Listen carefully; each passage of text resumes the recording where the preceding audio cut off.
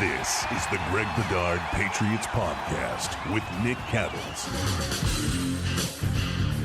This episode brought to you by Prize Picks, largest daily fantasy sports platform in North America. Download the Prize Picks app today. Use code CLNS. Get $50 instantly when you play $5. Let's jump right into it, Greg. We have a lot to cover. I want to look at the top 5 deals from the Patriots over the past 48 to 72 hours in guaranteed money. We begin with Milton Williams, $26 million a year, $63 million guaranteed. I guess they wrestled him from Carolina, if you believe some of the storyline out there yesterday.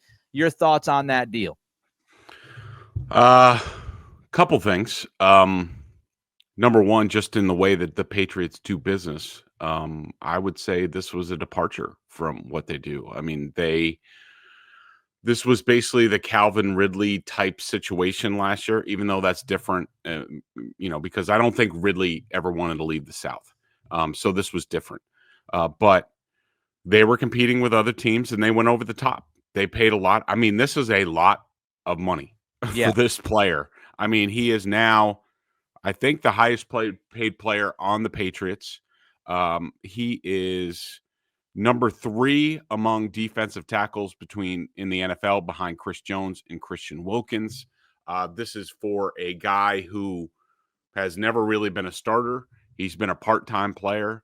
This is a guy that this is the only guy so far that they brought in that there are no known connections to Milton Williams between the coaching staff, the front office staff.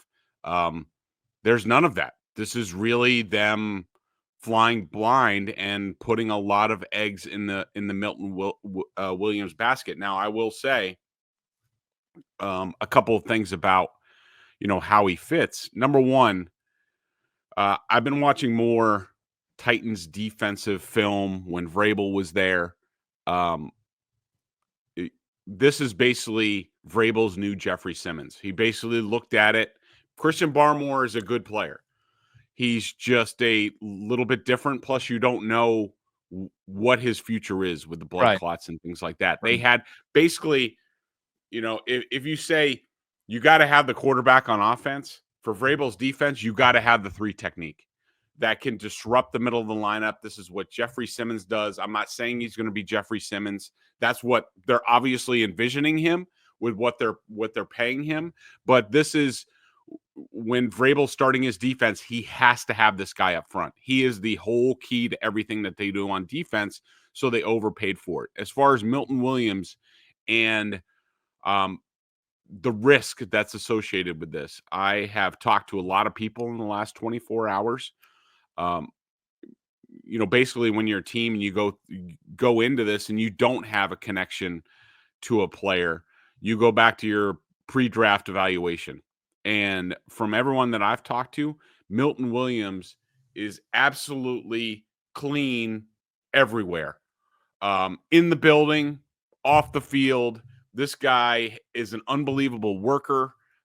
You don't have to put your foot up his butt to get him to work. He has been underrated his whole life. Coming out of Central Florida, he went to Louisiana Tech. A lot of big schools bypassed him. He was overlooked. He gets to the Eagles. He was overlooked.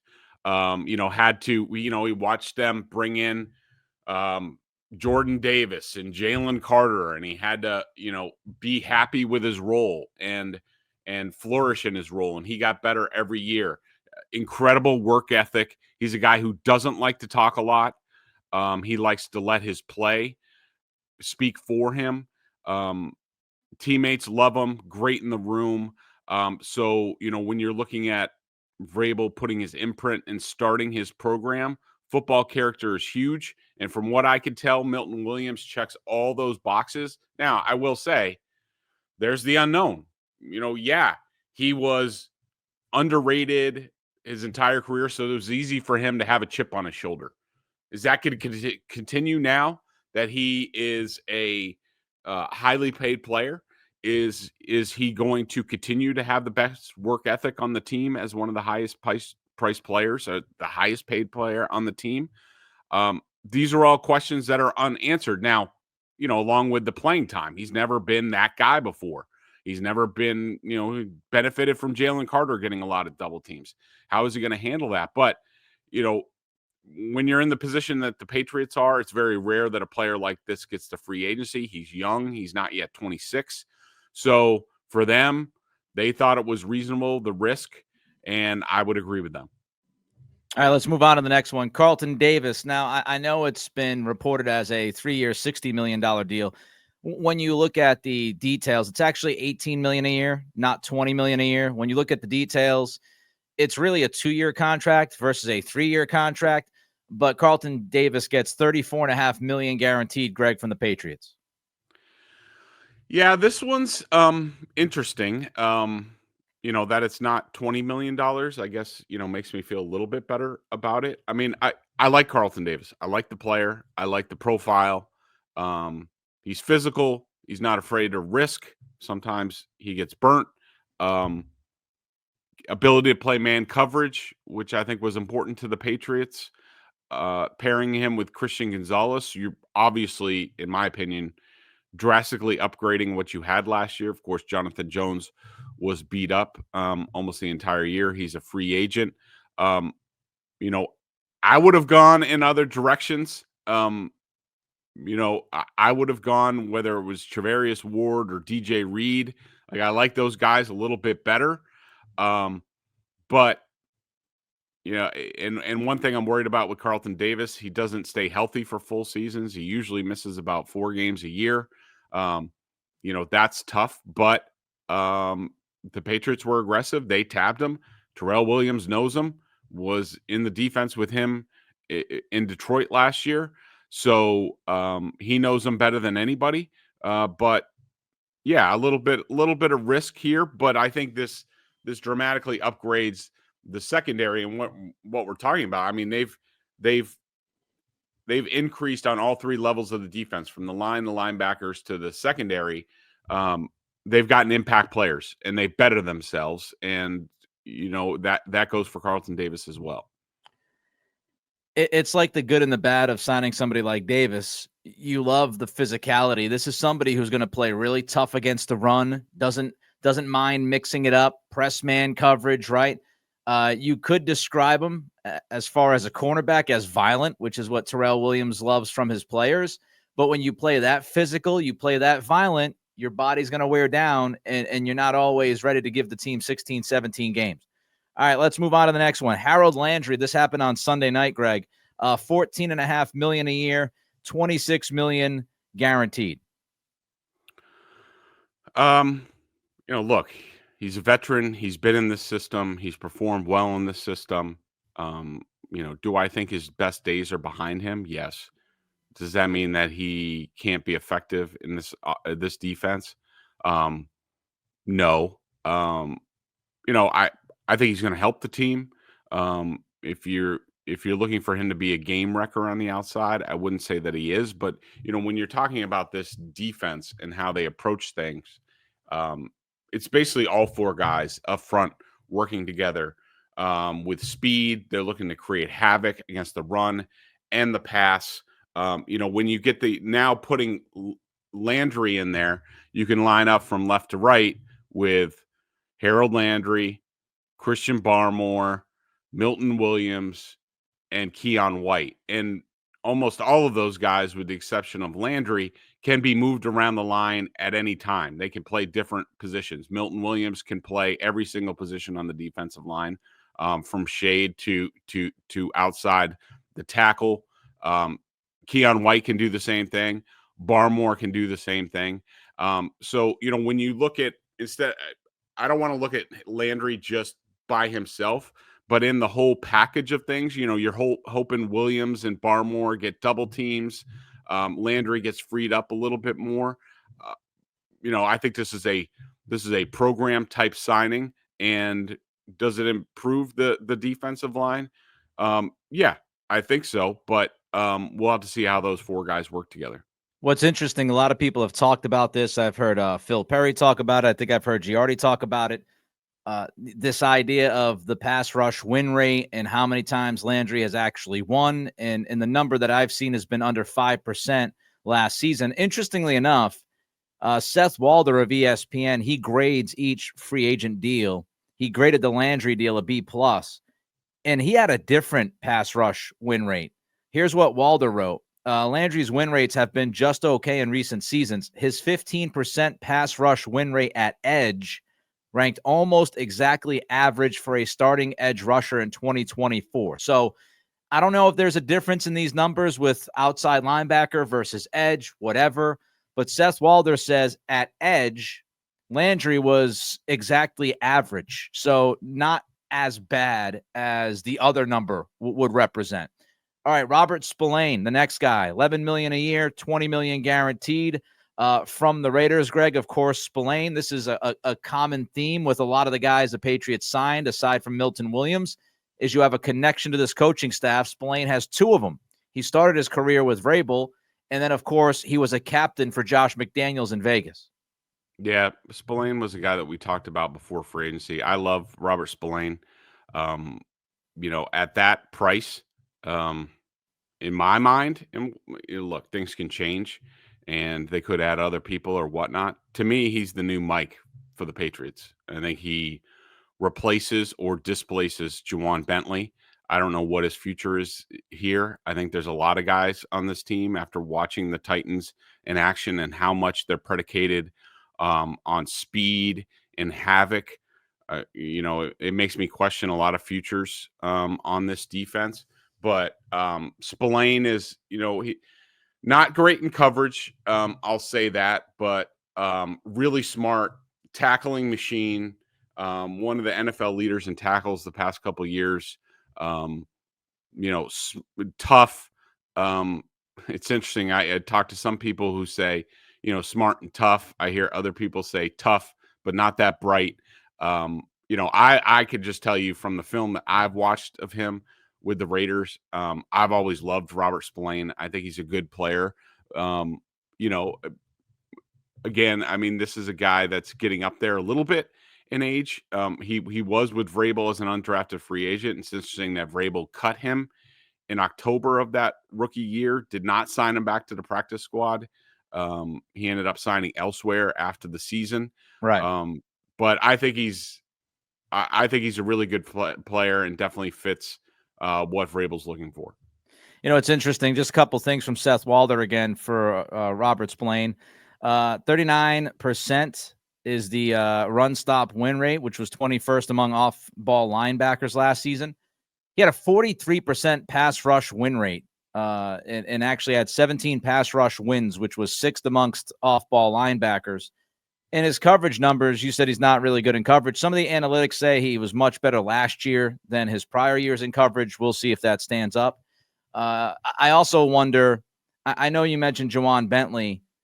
I look at Jelani Tavai first, and I get the type of player, but Tavai, with the stuff he said about the fans and this team trying to set culture, I wonder if Tavai is the first odd man out when you look at the linebacker room. Just wondering. I think they're all out. I mean, I think Tavai's only get him out.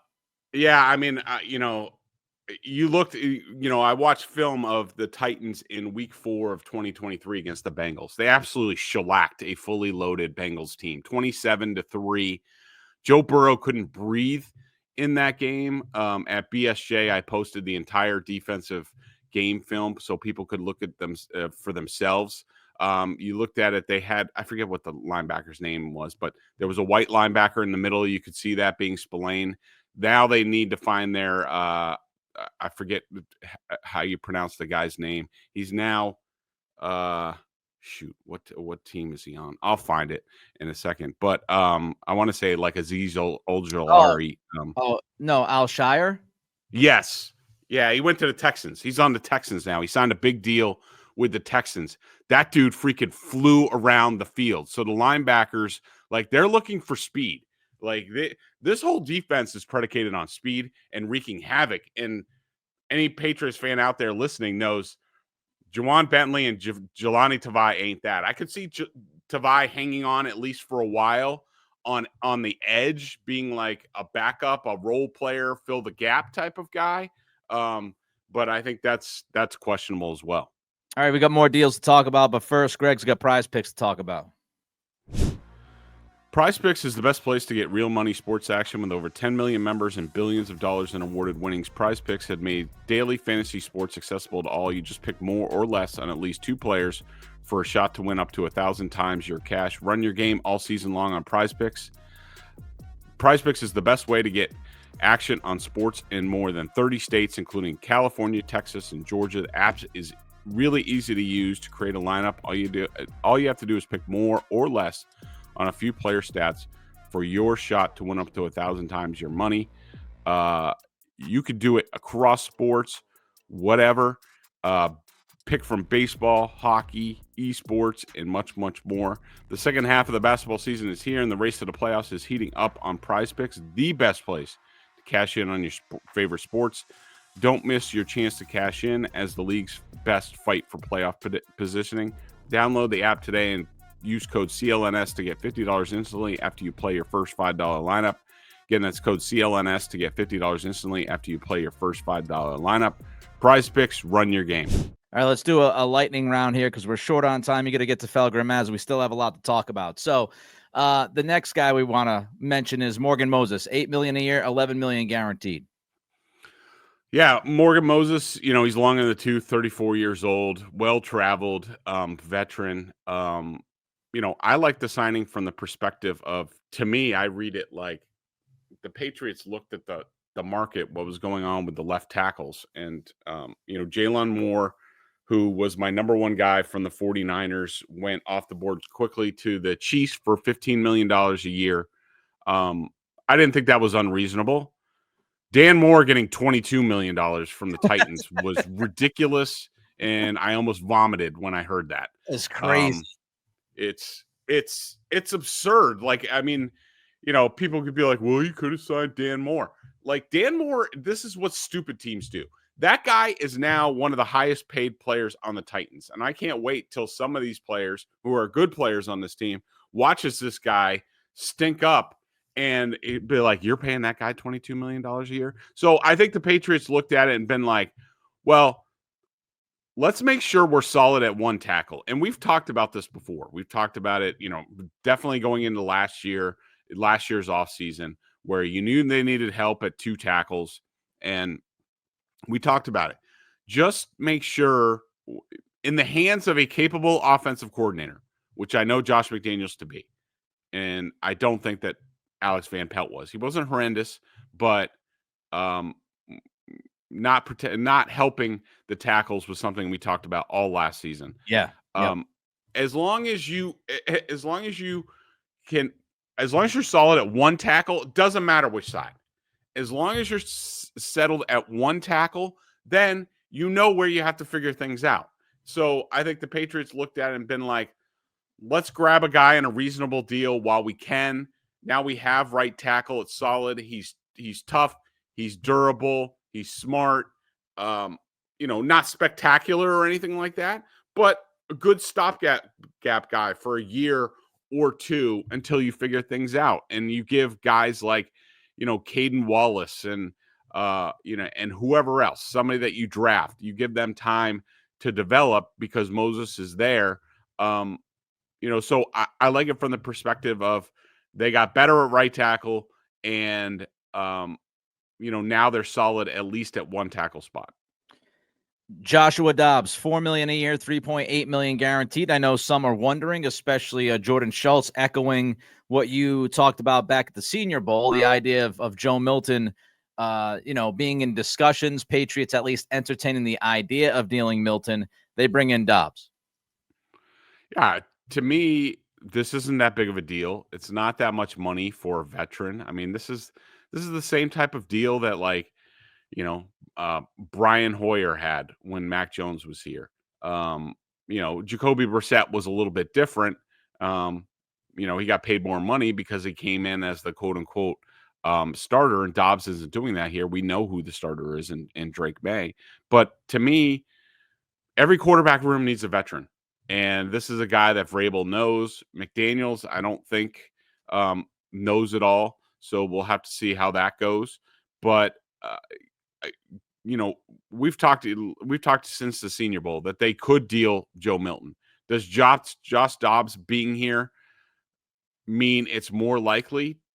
Not necessarily to me. I mean, I think that the Patriots still aren't going to do anything stupid, even though I have heard some things about how, um, Joe Milton already, and again, these are just rumors. I mean, I don't have this from um, any definitive source, but that, Joe Milton views himself as a starter type. And I think he'd rather start sooner rather than later. And he knows that's not going to happen here.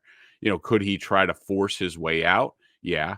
In my opinion, I think that's stupid because, if Drake May goes down, and Joe Milton develops and he shows that he can function in Josh McDaniels' offense and he gets the call instead of Josh Dobbs, to me, that's the best circumstance for Joe Milton, where, similar to when Aaron Rodgers got a chance to play when Brett Favre got hurt. That's when the Packers knew. And, whether it's, Matt Hasselbeck, these guys that get traded for, it's these guys that get a starting stint, not week 18 against the Bills JVs. You get a stint, you go out there and you go 3-1. All of a sudden the next year you could pick your destination and teams are forking over a first round pick. So, could he be gone? Yeah, that's always been the case. Does Dobbs being here mean that it's imminent? I wouldn't say that. I wouldn't say it's imminent, but I would say it's more likely because now you have somebody that can come in as QB2. And, they could have looked at Joe Milton and said, no, you're going to be our backup quarterback this year. That's the plan. And for an emergency quarterback, we'll go out and we'll get an undrafted free agent QB or draft a guy late like we drafted you. And we're going to put some commitment to you as our backup quarterback. They didn't do that. And I think part of it, like you said, is having two younger guys at QB. Now, from Milton's side, you mentioned, he might push this a little bit, and I wouldn't be surprised. I mean, I think the Jordan Schultz tweet last night, the way it was worded, feels like an agent leaking to Jordan Schultz, trying to get his guy in a good spot. And I also think, Dobbs, he just turned 25. I mean, Milton just turned 25. So he's older than a lot of second-year quarterbacks. And so he might be feeling a little bit more pressure of that clock ticking to become the guy, with that age situation. So we'll see how it unfolds. All right. Couple quick ones here. Austin Hooper, Sunday, re-signed, $5 million, 1 year, $4 million guaranteed. Fan, he's good. Gives you that sort of F tight end, works well with Hunter Henry, works well with Drake May. Like the move, and I'm hoping that they add a tight end at some point in the draft. Wide receiver Mac Hollins, $4.2 million a year, $3.5 million guaranteed. I love Mac Hollins. Always have. He's not flashy. He's like a 3/4 receiver, but total pro, great locker room guy, leader, tough, blocks his ass off, has played special teams. Sort of a glue guy in the locker room, knows McDaniels' offense, flourishes in it, or at least, to his extent. I think he caught like 60 balls his last full season with McDaniels. I love him. I think fans are going to love him. A little bit quirky. He's the guy without the shoes walking around, but his teammates love him. You also want to check out Bedard and Giardi at Boston Sports Journal, $50 for the year, tag teaming Patriots coverage. Corrales, of course, on the Celtics. All great work. Also, download the Prize Picks app today. Use code CLNS. Get $50 instantly when you play $5. All right, Greg, we talked about what the Patriots have done. Let's talk about what the Patriots have not done.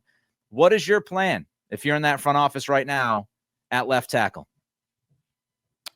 It's a great question. I mean, in my opinion, there's only two guys left on the market that are worth anything. And how much is arguable. Cam Robinson, who Doug Marrone drafted in Jacksonville, finished up last year with the Vikings, and Jedrick Wills, the Browns' former 10th overall pick. Vrabel was in the room with him last year. Cam Robinson, to me, Nick, the way I read this, I I think the Patriots had some interest in Jalen Moore. I could see him quickly going to the Chiefs. I mean, look, you have the chance to go to the Chiefs. He's a Midwest type of guy. He's from Michigan. So, you know, he took the $15 million from the Chiefs to play with Patrick Mahomes. Not a bad thing. As we said, Dan Moore's contract was stupid for a middling left tackle.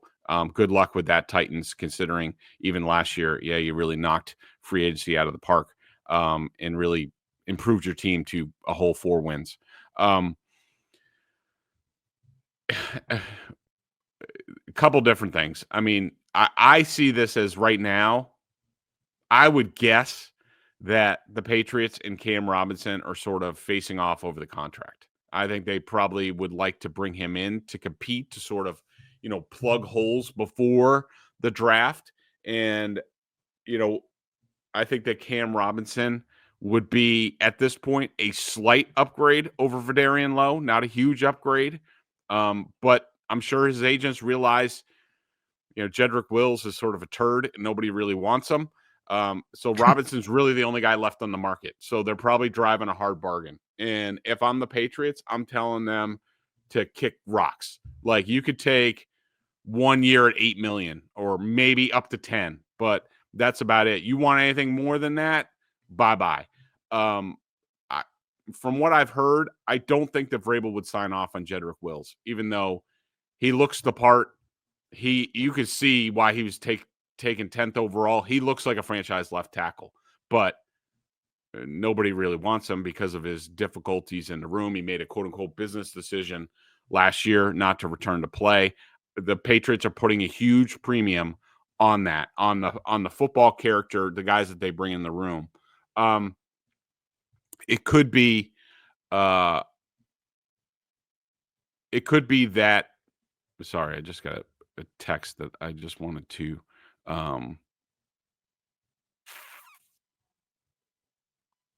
Sorry. That's all right. Sometimes you got to get to those texts. Yeah, it was a text. I don't know how much I want to say, but about I don't want to say anything because then people are going to clip it and aggregate it. So I'm just going to leave it to the side. All right. Well, you know, I'm texting you later to find out what the text was. Yeah. I as of right now, if I'm the Patriots, I go with Bedard Lowe and then the draft. I mean, I think I think at some point in time they'll bring in like a Cam Robinson to plug the gap, but that doesn't mean that you pass on Will Campbell or Kelvin Banks or whatever. I think that you know, it is what it is.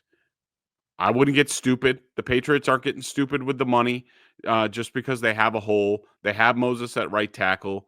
You figure out left tackle and you wait for the draft at this point. What I don't want them to do is go into the draft and say, we have to draft Will Campbell at 4 because we have to have a tackle, and we hope and pray and cross our fingers he's going to be the tackle. You can't draft at number 4 for need, not with this roster. So that's what I don't want them to do. All right. Speaking of deals, quickly, we got a couple more questions. We got to squeeze them in. Would you have dealt for Laramie Tunsil? No. The Patriots are not in that position. Basically, you know, the Commanders, because last year they did the sort of middling free agency, sort of the guys that they knew, they did that last year. It's what the Patriots are doing right now. And they knocked the draft out of the park. Hopefully the Patriots get to that point where a year from now they could be in the position to do that. As of right now, they need as many draft picks as possible. They can't give up draft picks for one left tackle. They're not there yet. And so, no, I wouldn't have done it. All right. What's your plan at wide receiver right now? I am hoping that somebody at some point, you know, like an AJ Brown, shakes loose, whether it's now or after the draft. Maybe the Eagles dip in, get a receiver, think that AJ Brown's expendable. You know, I'm looking at, you know, maybe some mid-tier guys. I don't know. With the Mac Hollins signing, I don't know if I want to go the Jacoby Myers route now, because now you're talking about like the slowest wide receivers group like ever. I wanted to do that. I was just looking at my list. Well, and Brandon Ayuk. So I would be at some point, and it might not be till after the draft, but A.J. Brown, Brandon Ayuk, Cooper Kupp, when he's released, I would be in on that just to give you somebody. But again, I would be, if it's Travis Hunter, I would be interested in Travis Hunter in the draft being sort of like, my number one at some point. I don't expect him to walk in and be the number one and be a dominator, Right. but he'd be pretty damn good. But I think you just got to look at upgrading the room as much as you can. Couple things, you look at Ayuk, he has that big option about $23 million hitting on April 1st. So we'll see if San Francisco tries to get the hell away from that money. It seems like they want to. They just released Kyle Juszczyk. They're not ripping it down to the studs, but they are just letting dudes go at this point in San Francisco. Also, T. Higgins. When you look at the Myles Garrett contract, everything impacts everything else. The domino effect. The Bengals come out, say we want to pay Jamar Chase as the most, the highest paid player that's non-quarterback in the league. Well, now Garrett just got $40 million. So now you got to go to what? $41, $42 million with Chase and DK Metcalf, who we'll talk about in a second. He gets traded. He gets $33 million per on the contract extension. So now T. Higgins is looking at it and saying, well, if DK Metcalf's worth $33 million, I'm worth $35, $36 million. So since he's in a tough spot, and we'll see if they can get it all done. All right, let's wrap up with this. Would you have traded for DK Metcalf? Not for a second round pick, or at least the Patriots' second round pick. The more I looked into DK Metcalf, the more I haven't heard great things about him in the room, his work ethic, things like that. To me, from what I've heard, whether it was DK Metcalf or Devontae Adams, these are guys at this point in time with the program that the Patriots are trying to build, them bringing in a possible diva type receiver was not something that they were interested in. All right, Greg's got to run. We got to run. We'll talk to you later in the week. Till then, be well.